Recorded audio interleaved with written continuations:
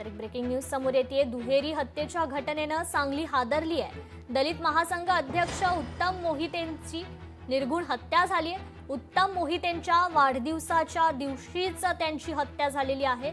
सांगलीतील दलित महासंघाचे नेते उत्तम मोहिते यांचा खरं तर मुळशी पॅटर्न प्रमाणे वाढदिवसा दिवशीच त्यांची हत्या करण्यात आली आहे।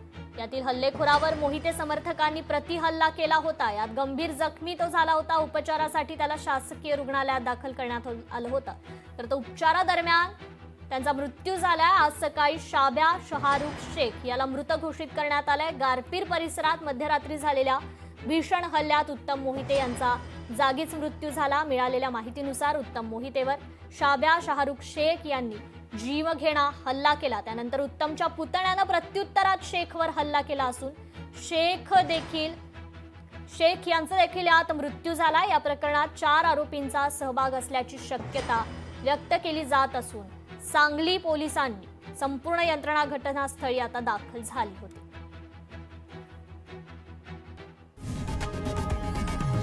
लोकशाही मराठी ऐका, पहा, जागरूक रहा।